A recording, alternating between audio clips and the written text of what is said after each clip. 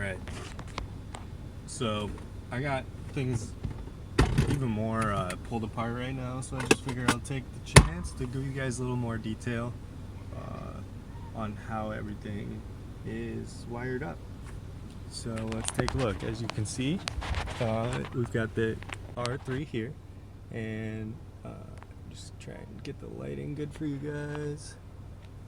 R3, and then we've got the wire coming up here, and that's basically just running right up into the headliner. Just push it in with my finger all the way along, and then you can actually see it pops out over here, which I don't really mind that.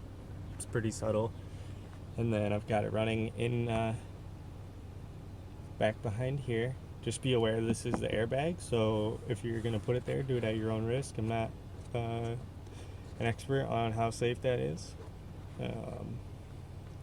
There's definitely other ways you could do it by running it up, I think, through the headliner or something like that. And then basically this thing, super easy. Just ran it all the way down the rubber, and that continues all the way down here. And then we'll get out, and you can see it pops out. And then we've got the black, which is coming from the Uniden, and then the red and black, which is the power, basically. And the power is running back down here.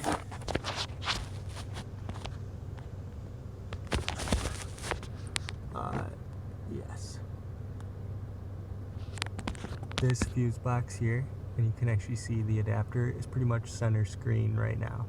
So that's the adapter for that. And if I go in this way, you can actually see from another angle, this is the fuse box up there, and then right here we've got the adapter with my two fuses and the power, which is running off of the fuses. So we got that there. And then what I've been working on now is I pulled out this panel here, and I'm working on installing my mute button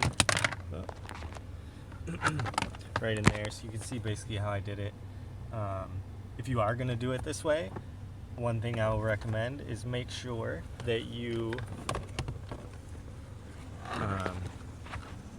what I ended up doing was cutting out one of the slots, so these buttons pop out. Give me 1 second.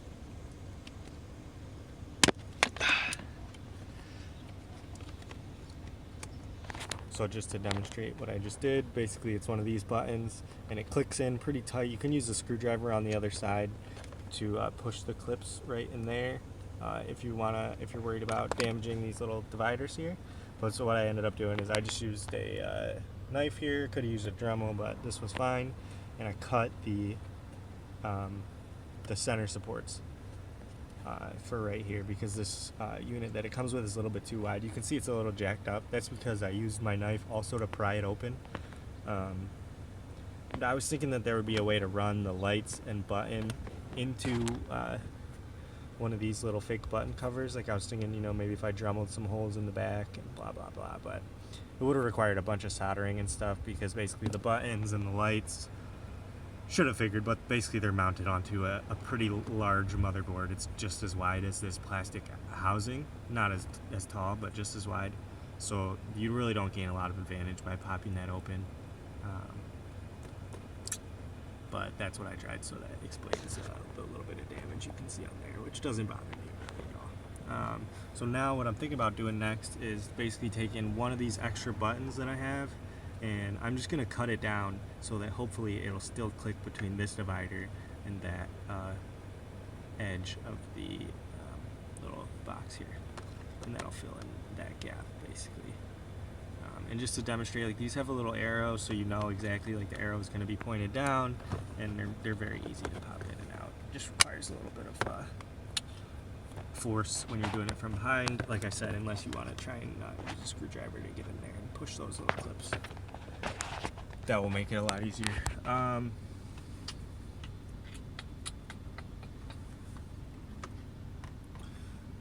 So yeah, I mean, the next move would be to try and get, like, even a little more pieces of plastic around the edges, but I'm kind of suspecting that it won't really even be noticeable. Basically, like what I'm thinking of is like the light gap around that little mute box there.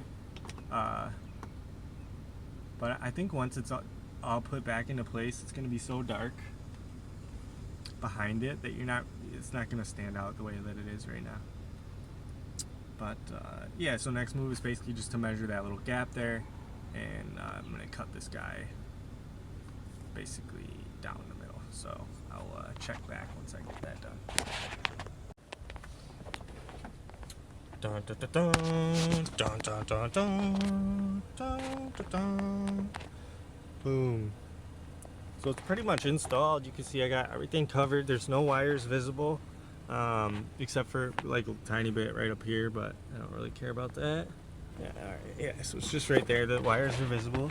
And we got this guy mounted in there. And basically all I did is like, I just kind of shaved him down.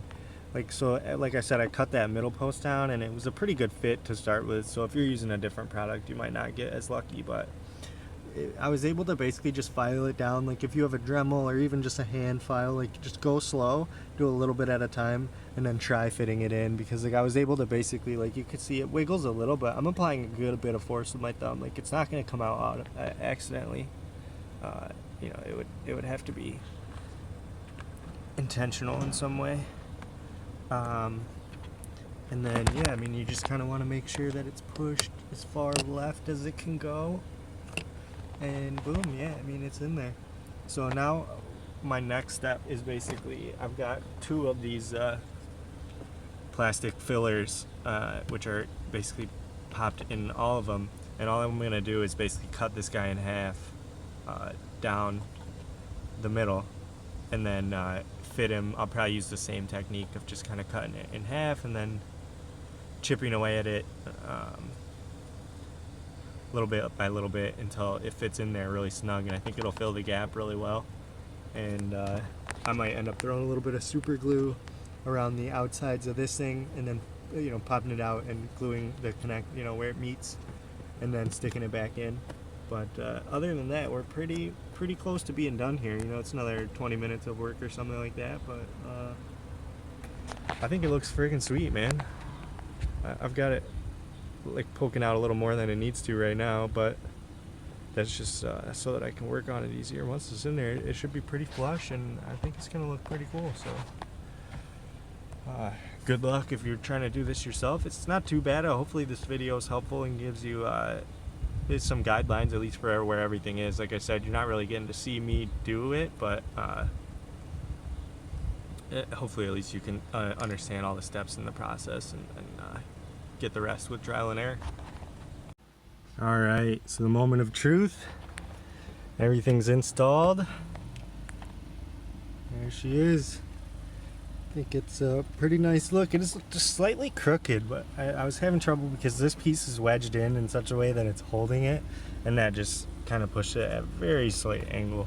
I'm pretty happy with it though. Alright, thanks for sticking with me through to the end there, guys. I just wanted to mention a couple of things before I get going. The first was that I did manage to dry fit everything. I know probably in the video I mentioned gluing stuff a few times, but I did end up dry fitting everything. And the way that I did that, like I said, was by really slowly shaving away at small layers of the plastic and then test fitting it until it just barely fit.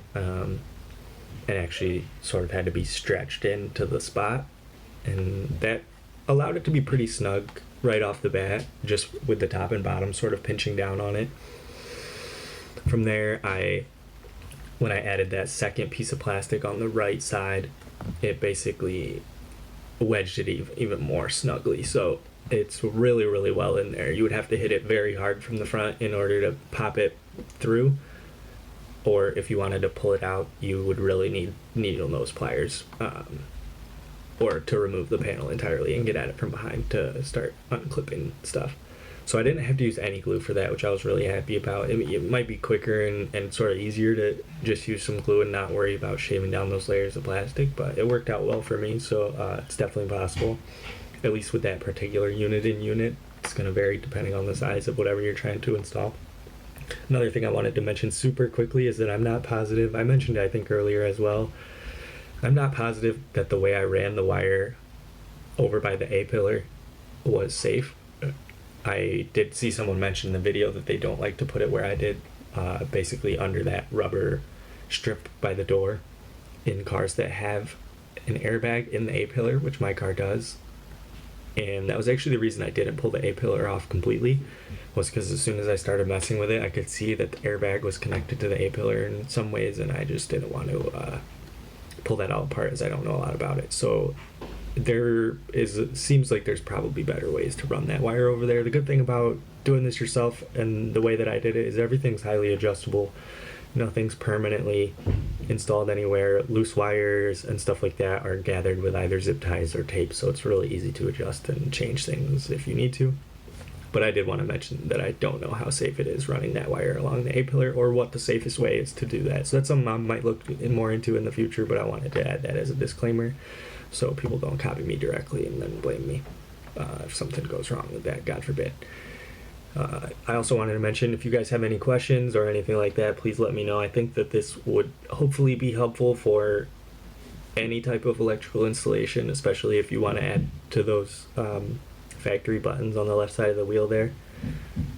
I had a really hard time finding the information that I needed, like even just where the fuse box was and things like that. There wasn't a lot of info available, at least for this car specifically, so hopefully this can help somebody else out who's trying to do some sort of modifications on a 2019 or 2020 Corolla hatchback.